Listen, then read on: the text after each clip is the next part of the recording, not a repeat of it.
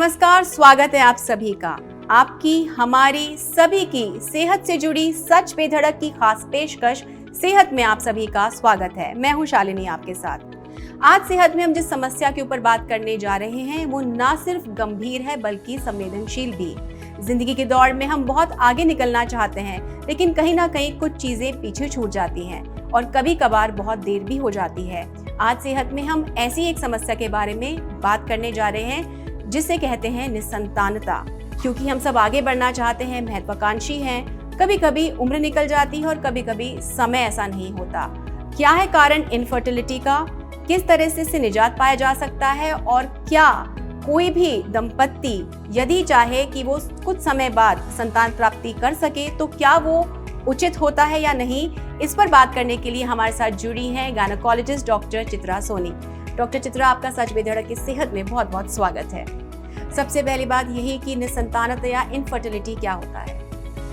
निसंतानता या इनफर्टिलिटी एक बहुत रिलेटिव कंडीशन है। ये डिपेंड करेगा कि हम किस उम्र के पेशेंट से डील कर रहे हैं। अगर एक फीमेल 30 साल के अंदर है तो हम उस कपल को 1 साल का टाइम देते हैं कि अगर 1 साल में भी रेगुलरली साथ में रहने के बावजूद अगर बच्चा नहीं रहता तो फिर हम इनफर्टिलिटी की इन्वेस्टिगेशंस या ट्रीटमेंट चालू करते हैं। यही अगर वो 30 से 35 साल है तो ये वक्त 6 महीने में चेंज हो जाता है, और अगर 35 प्लस है तो 2 से 3 महीने में ही हमें एक्टिवली इंटरवेंशन चालू करना पड़ जाता है।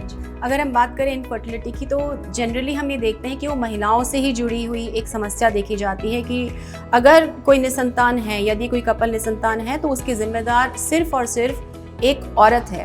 क्या ये बात सच है या यही भी कोई स्टिग्मा या मिथ है?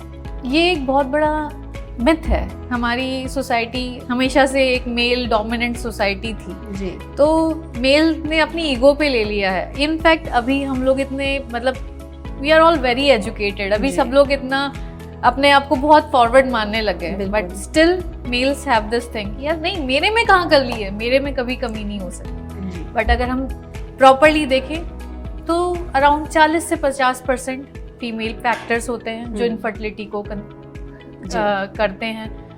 मेल में 10 से 20% मेल फैक्टर्स होते हैं जो इनफर्टिलिटी हो सकती है, और रेस्ट अनएक्सप्लेन्ड होती है। जब मेल भी ठीक होता है, फीमेल भी ठीक होती है, सब कुछ ठीक होता है, फिर भी बच्चा नहीं लगता। बिल्कुल। डॉक्टर चित्रा, जब हम देख रहे हैं आजकल हर कोई बहुत ज़्यादा एम्बिशियस हो गया है और बहुत ज़्यादा अपने काम में मसरूफ़ हो गया है, everybody is very stressed out, तो कहीं ना कहीं पे समय बीत जाता है, पता नहीं चलता, और ऐसा बाद में याद आता है बायोलॉजिकल क्लॉक इज टिकिंग। सो क्या एज एक बहुत बड़ा फैक्टर होता है इनफर्टिलिटी में? ऑब्वियसली एज एक बहुत बड़ा फैक्टर है, फीमेल्स के लिए तो स्पेशली बहुत ज़्यादा है। मेल फैक्टर में ये रहता है कि 50 के बाद उनके इनफर्टिलिटी के चांसेस ज़्यादा हो जाते हैं, बट फीमेल की तो जैसे जैसे एज बढ़ रही है वैसे वैसे इनफर्टिलिटी के चांसेस बढ़ जाते हैं। इसीलिए मतलब हमारी टेक्स्ट बुक्स भी कहती हैं, जो भी हमने पढ़ा है उसमें ये कहते हैं कि यार 30 से पहले एटलीस्ट हैव अ चाइल्ड, एक बच्चा तो 30 से पहले कर ही लो, क्योंकि सबसे ज्यादा अच्छे ओवुलेशन के चांसेस 30 से पहले रहते हैं। जैसे जैसे एज बढ़ती है, ओवा की एज होती है वो भी खराब हो जाता है। बहुत बार ओवा बनते कम है, जेनेटिक प्रॉब्लम्स होने लग जाती हैं, तो 35 प्लस तो बहुत ज्यादा प्रॉब्लम हो जाती है। तो इट्स ऑलवेज बेटर कि हम 30 से पहले फर्स्ट चाइल्ड कर ले। बट आज के सिनेरियो में सबसे बड़ी प्रॉब्लम है कि 30 तक तो शादी ही नहीं होती, या शादी हुई है 28-29 पे, तो लोगों को लगता है यार अभी तो हम 4-5 साल अपना कैरियर पे ग्रोथ लें, उसके बाद सोचेंगे। This is the last thing in their minds. बिल्कुल, बच्चे तो भी पहले होते नहीं यार, हमें जिम्मेदारी थोड़ी ना, अभी तो हमें एंजॉय करना है। दिस इज द थिंग जी। तो एज एक बहुत बड़ा फैक्टर है जी। ये दोनों ही शायद पहलू ठीक है। अगर कोई कपल ये चूज़ करता है कि उसको करियर को अहमियत देनी है, या कपल को ये चूज़ करता है कि उसको अपनी फैमिली को आगे बढ़ाना है, तो उसमें शायद बाद में थोड़ी देर हो जाती है। और तभी शायद आजकल एक एग फ्रीजिंग जो है, जो हम सेलिब्रिटीज़ का देखते हैं, वो कितना कॉमन देखने को मिलता है। एग फ्रीजिंग आजकल बहुत कॉमन हो गया है, स्पेशली लाइक जिन फीमेल्स की एज अराउंड 32-33 हो रही है, एंड दे आर प्लानिंग कि नहीं यार अभी मेरे कैरियर में ग्रोथ का टाइम है, अभी मैंने अगर ब्रेक ले लिया तो मेरी लाइफ पूरी जीरो से वापस मुझे चालू करनी पड़ेगी, because she has also struggled out for this much.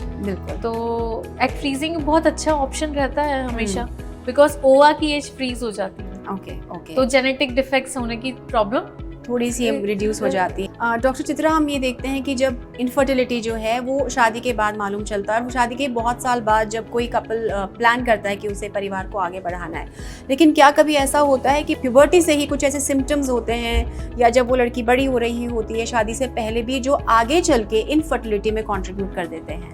देखिए, एक इरेगुलर पीरियड्स होना, मतलब पीरियड्स ऐसे 2-2, 3-3, 4-4 महीने तक नहीं आना। बहुत बार पेशेंट इसको फीमेल्स शर्म के मारे, हिचक के मारे बोल ही नहीं पाती हैं और उसे नॉर्मली ले लेती हैं, बट बहुत बार वो एक मेजर सिम्टम हो जाता है, बिकॉज अगर पीरियड्स रेगुलरली नहीं आ रहे हैं, साइकिल आपका इरेगुलर हो रहा है, दैट मीन्स हार्मोनल डिस्टर्बेंस है। अगर हार्मोनल डिस्टर्बेंस है तो आगे जाके इनफर्टिलिटी में कन्वर्ट होगा ही होगा। अच्छा, चांसेस बहुत ज्यादा है।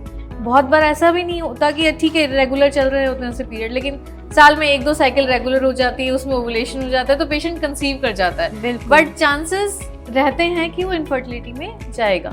डॉक्टर चित्रा, इनफर्टिलिटी के ऊपर हम आपसे बातचीत करते रहेंगे और जानकारी लेते रहेंगे, लेकिन वक्त है एक ब्रेक का।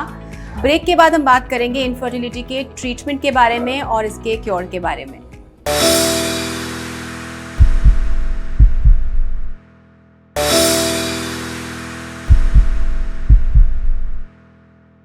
ब्रेक के बाद आपका स्वागत है। सेहत में हम बात कर रहे थे एक बहुत ही गंभीर समस्या इनफर्टिलिटी की, और अब डॉक्टर चित्रा सोनी से जानेंगे कि क्या है इनफर्टिलिटी का ट्रीटमेंट। डॉक्टर चित्रा, जैसे कि हर समस्या का कोई ना कोई समाधान होता ही है, तो इनफर्टिलिटी हालांकि बहुत ही गंभीर समस्या समझी जाती है, लेकिन अब क्योंकि साइंस और टेक्नोलॉजी इतनी एडवांस हो चुकी है, तो ट्रीटमेंट में किस तरह की चीज़ों में बदलाव आया है? पहले हम बेसिक से चालू करते हैं कि ट्रीटमेंट क्या करना है। तो पहले हमें जड़ ढूंढनी पड़ेगी। मेल फैक्टर्स में कुछ सिंपल से टेस्ट होते हैं, एक सोनोग्राफी हो गया, एक सीमन एनालिसिस हो गया। अगर ये रिपोर्ट्स नॉर्मल है तो मेल फैक्टर वहीं खत्म हो जाता है। फिर हम फीमेल को इवेल्युएट करना चालू करते हैं कि बेसिक उसके हार्मोन्स की जांचें होती हैं, ट्यूब्स नलियां पेटेंट है या नहीं, बिकॉज वो बहुत इंपॉर्टेंट चीज़ होती है, वो करते हैं। अगर जहाँ जिस लेवल पे प्रॉब्लम है उस लेवल पे ट्रीटमेंट होता है। अगर सिर्फ ट्यूब्स का प्रॉब्लम है तो ट्यूब्स को लैप्रोस्कोपी द्वारा खोल दिया जाता है। बहुत बार पेशेंट्स में 2-2 यूट्रस होते हैं, 2-2 सर्विक्स होते हैं, तो उनको यूनिफाई करके सिंगल किया जाता है। अगर हार्मोनल डिस्टर्बेंस है तो हार्मोनल डिस्टर्बेंसेस को मेडिसिन द्वारा ट्रीट किया जाता है। इन सब चीज़ों में करने के बाद बहुत बार पेशेंट स्पॉन्टेनियसली कंसीव कर जाता है। अगर पेशेंट इन सब चीज़ों के बावजूद, या जिसमें कोई प्रॉब्लम ही नहीं है, हस्बैंड 100% करेक्ट है, वाइफ 100% करेक्ट है, उन सब चीज़ों में हम स्टार्टिंग करते हैं ओवुलेशन इंडक्शन से। मतलब बीज बनने की दवाई देते हैं, हिंदी में बोले तो बीज बनता है, हम उसको देखते हैं, उसको फूटने का इंजेक्शन देते हैं, फिर हम पेशेंट्स को टाइम्ड इंटरकोर्स के लिए बोलते हैं। तो मोस्टली ज़्यादातर पेशेंट इन सब चीज़ों से ही ठीक हो जाते हैं। नहीं होता तो फिर IUI होता है, इंट्रायूट्राइन इंसेमिनेशन, जिसमें हम स्पर्म का एक इंजेक्शन बना के पेशेंट के यूट्रस के अंदर डालते हैं। जब सब कुछ फेल हो जाता है फिर IVF एक ऑप्शन है। बिल्कुल, सबसे कॉमन जो सुनने में आता है IVF, बट वो एक लास्ट स्टेप होती है। लोगों को लगता है इनफर्टिलिटी हो गई, चलो IVF करवाने, बट वो सब चीज़ें बहुत लेट होती हैं। पहले हमें छोटी छोटी चीज़ों से ही शायद हम नॉर्मली कंसीव कर जाएं, ऐसा होता है। और जहाँ IVF भी फेल हो जाता है तो वहाँ सरोगेसी या अडॉप्शन ही ऑप्शन बचता है। बिल्कुल, ये तो चलिए बहुत एक्सट्रीम स्टेजेस हो गई, लेकिन अगर हम बात करें तो आजकल हम देख रहे हैं कि बहुत ज़्यादा स्ट्रेस है, करियर प्रेशर्स हैं, फैमिली प्रेशर्स हैं, सोशल प्रेशर्स हैं, तो क्या ये इस तरह के प्रेशर्स भी इनफर्टिलिटी में कंट्रीब्यूट करते हैं, या ये सिर्फ बायोलॉजिकल कंडीशन ही होती है? नहीं, ये फैक्टर्स बहुत ज़्यादा कंट्रीब्यूट करते हैं, बिकॉज ये हार्मोनल डिस्टर्बेंस कराते हैं। जब स्ट्रेस होता है तो हमारे पिट्यूटरी से जो अच्छे हार्मोन्स जिस लेवल पे निकलने चाहिए वो नहीं निकलते। वो फिजिकल स्ट्रेस हो सकता है, जैसे प्रोलॉन्ग बीमारी हो गई, या मेंटल स्ट्रेस है, पेशेंट को आप बार बार ट्रॉमेटाइज किया जा रहा है, तो एक पेशेंट को खुश रहना, अपने आप की सेहत को पूरा ठीक रखना, वो बहुत इम्पोर्टेंट हो जाता है। एक्सट्रीम ओबेसिटी रहती है तो उसमें भी पेशेंट को पतला होना बहुत ज़रूरी हो जाता है। पॉलीसिस्टिक ओवरीज जो हम कहते हैं, उसमें एक ओबेसिटी बहुत इंपॉर्टेंट फैक्टर कर देती है। हम लोग ऐसे कहते हैं, for every kg you lose, the chances of conceiving are like increases by 10 to 20%. अच्छा, सो वेट बहुत इंपॉर्टेंट फैक्टर हो जाता है। But on the other hand जो एक्सट्रीमली थिन पेशेंट्स होते हैं, जो एक्स्ट्रा फिटनेस फ्रीक पेशेंट्स होते हैं, they don't have reserves, cholesterol नहीं होता। कोलेस्ट्रॉल हमारे सारे हार्मोन्स का प्रिकर्सर होता है। अच्छा, तो फीमेल्स के लिए कोलेस्ट्रॉल इम्पोर्टेंट नहीं है। आजकल ये जो सिस्टम बन गया है कि कम कैलोरीज लेना और कार्बोहाइड्रेट्स नहीं लेना, कहीं ना कहीं वो एक फीमेल के लिए बहुत नुकसानदायक भी हो सकता है। बिकॉज हमारे हार्मोन्स को सिंथेसाइज करने के लिए जो चीज जरूरी है वो अंदर है ही नहीं, तो कहाँ से बनेंगे। बिल्कुल, तो फीमेल्स के लिए कोलेस्ट्रॉल लेना भी जरूरी है, सेहतमंद होना भी जरूरी है। बिल्कुल, तभी हम इस सेहत में इस तरह का एक टॉपिक लेकर आए हैं कि फीमेल्स भी मेल्स भी सब लोग सेहतमंद रहें। अगर हम बात करें रूरल और अर्बन बैकग्राउंड की, तो क्या आपको कुछ डिस्क्रिपेंसी देखने को मिलती है कि जो अर्बन पॉपुलेशन है, अर्बन फीमेल्स है, उनको ज़्यादा प्रॉब्लम आती है कंसीव करने में, या रूरल में भी सिमिलर से आपको सिम्टम्स या इस तरह की चीज़ें दिखती हैं? देखिए, रूरल फैक्टर्स में क्या है कि जनरली वहाँ इनफर्टिलिटी होगी ना, वो हार्मोनल डिस्टर्बेंसेस की वजह से बहुत कम होती है, बिकॉज वो इतने स्ट्रेस में नहीं रहते हैं। दूसरा, वहाँ शादियाँ जल्दी हो जाती हैं। एक बहुत बड़ा फैक्टर है कि 20-22 साल की लड़की, मतलब 25 तो बहुत मुश्किल से क्रॉस होता है, बट फीमेल जो हमारे अर्बन एरिया है वहाँ 25 तो बहुत जल्दी हो जाता है। तो 27, 28, 30 ये एक नॉर्मल एज हो चुकी है, तो एज एक फैक्टर आ गया। तो इस वजह से अर्बन में थोड़ा सा इनफर्टिलिटी के प्रॉब्लम्स ज़्यादा हैं rather than रूरल। वैसे तो ये पर्सनल चॉइस होती है कि इंसान को कब शादी करनी चाहिए या इंसान को कब फैमिली को प्लान करना चाहिए, लेकिन both for a male and a female, आपके हिसाब से एक मेडिकल पर्सपेक्टिव के हिसाब से what is the right age to get married, और सही समय फैमिली प्लानिंग की क्या होती है बायोलॉजिकली?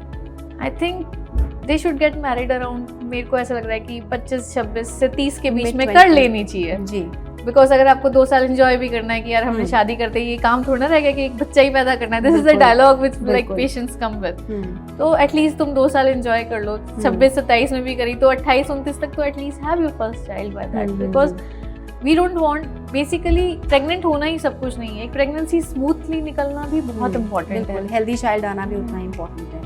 तो आपके हिसाब से mid-20s तक वो अगर कोई भी लड़का लड़की शादी कर लेते हैं तो around 30s they should have their first child. लेकिन अगर हम बात करें, जैसे आपने बताया कि जो मेल्स हैं उनको भी टेस्ट किया जाता है, कितना चैलेंजिंग होता है एक डॉक्टर के लिए, एक गायनेकोलॉजिस्ट के लिए, एक मेल को कन्विंस करना फॉर द टेस्टिंग? मतलब आई विल से मेल अंदर आते ही नहीं है कैबिन के अंदर, ओनली 20-30% मेल्स विल कम कि हम आए हैं, हमारी भी प्रॉब्लम है या हमें आप देख लो। वो बाहर ही बैठे होते हैं कि तू जा, तेरा इलाज करवा ले, तू है इनफर्टाइल, तुझे देखना है। अच्छा, तो दिस इज लाइक बहुत ज्यादा कॉमन है ये चीज। खैर अब चीजें चेंज हो रही हैं, बट अभी भी मेल्स उतने खुले नहीं हैं, ऐसा मुझे लगता है। कुछ मेल्स हाँ बिल्कुल वो होता है कि नहीं, हम मैम हमारा भी चेक करिए, आगे रह के बोलते हैं। तो मेल्स को मेरे को ऐसा लगता है कि कोई बहुत बड़ा टेस्ट नहीं होता उनका, मतलब उन्हें ना तो किसी तरह से प्रिक किया जाता है, जस्ट सीमन एनालिसिस करवा लेना चाहिए। फीमेल तो बहुत सारे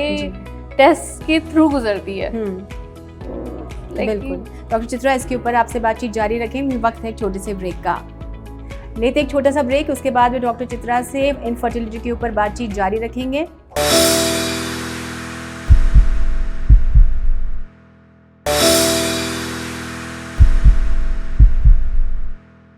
ब्रेक के बाद आपका स्वागत है। सेहत में हम बात कर रहे थे इनफर्टिलिटी के बारे में डॉक्टर चित्रा सोनी से।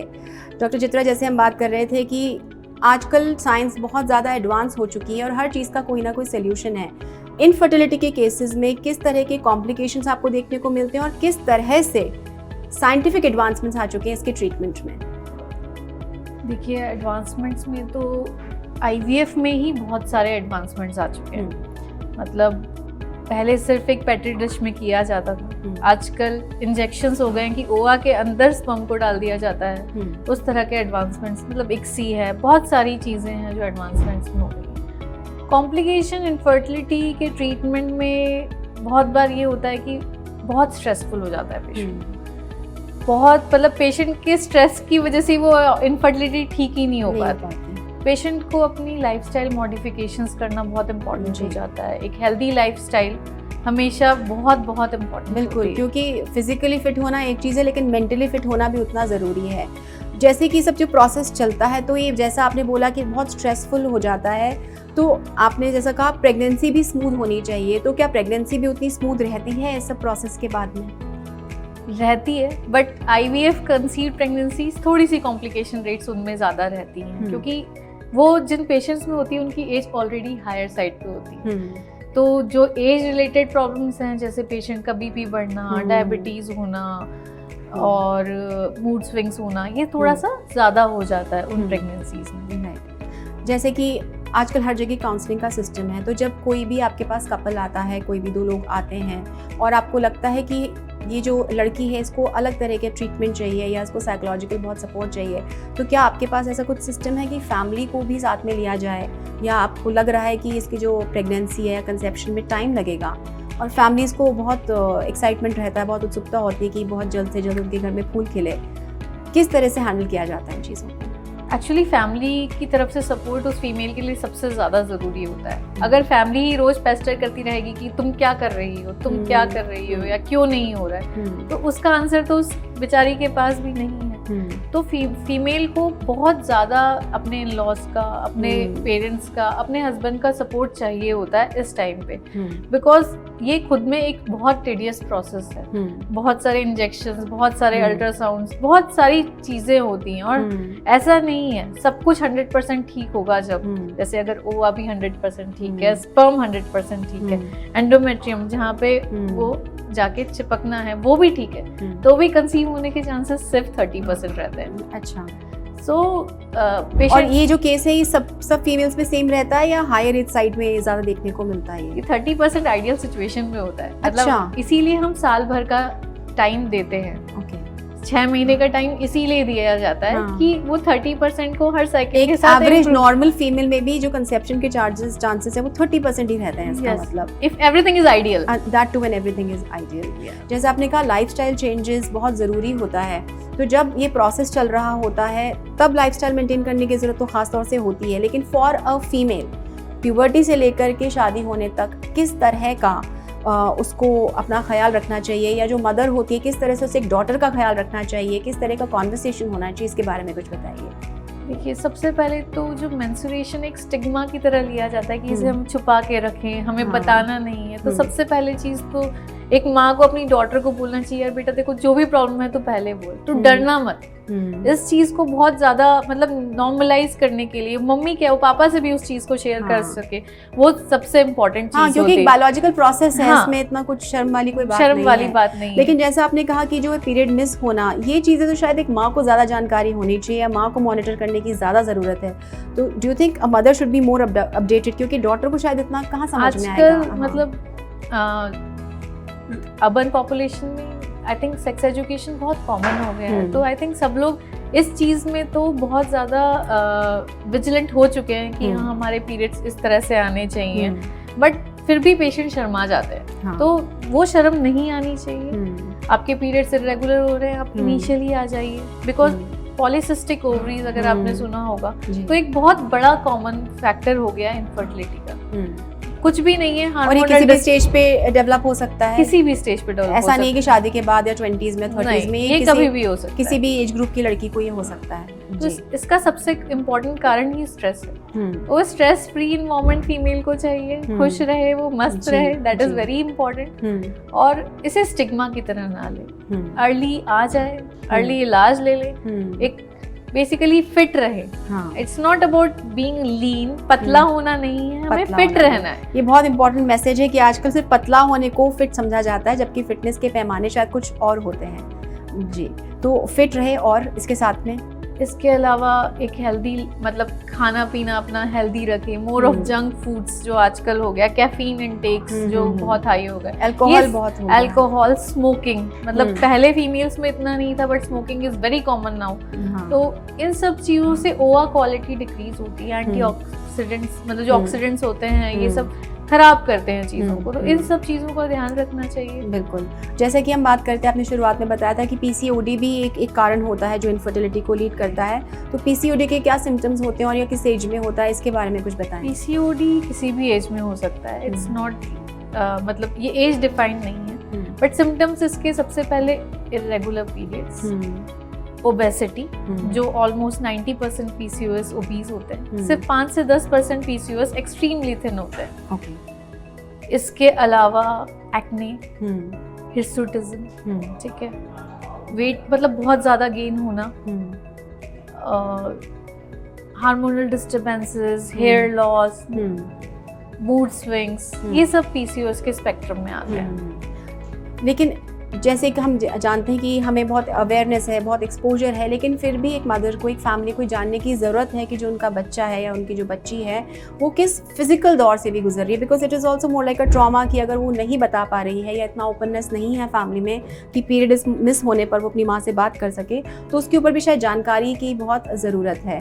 किस तरह से आप ऐसी मदर्स को काउंसिल करते हैं अगर आप इस तरह के केसेस देखते हैं तो? मैं मदर्स को ये बोलती हूँ कि आप अपनी बेटी से रेगुलरली बात करिए और बहुत रेगुलरली आप नोटिस करिए कि पीरियड्स ठीक आ रहे हैं या नहीं आ रहे हैं। अगर आपको लग रहा है नहीं आ रहे तो आप उस बच्ची को डांटिए मत, वो उसकी गलती नहीं है कि उसके पीरियड्स नहीं आ रहे हैं। It's not in our hands. Bring her to a doctor, बैठ के देखते हैं क्या कर सकते हैं। हो सकता है बहुत छोटी सी प्रॉब्लम हो, हम उसे बड़ा सोच के बैठे हो। बिल्कुल, क्योंकि सबके लिए बहुत ही ट्रॉमेटाइजिंग सा हो जाता है। डॉक्टर चित्रा, आपने हमें इनफर्टिलिटी से जुड़ी जो भी जानकारी दी, हमें पूरी उम्मीद है कि जो दर्शक जुड़े हुए होंगे उनको ज़रूर इससे बहुत फ़ायदा मिला होगा, और जो स्टिग्मास और जो उनको डर और जो कुछ डाउट्स होते हैं इन चीज़ों को लेकर वो ज़रूर दूर हुए होंगे। हमसे बात करने के लिए बहुत बहुत थैंक यू, बहुत बहुत धन्यवाद। उम्मीद है कि इनफर्टिलिटी से जुड़ी जो भी आपके डाउट्स होंगे, जो भी आपके शक होंगे, आपको उनका कुछ ना कुछ जवाब मिल गया होगा और आप ये जान गए होंगे कि अच्छे लाइफस्टाइल से, सही समय पर इसका ट्रीटमेंट लेने से आप एक अच्छे परिवार को आगे बढ़ा सकते हैं। सेहत से जुड़ी और समस्या और समाधान को लेकर हम आपके पास फिर आएंगे। तब तक के लिए नमस्कार।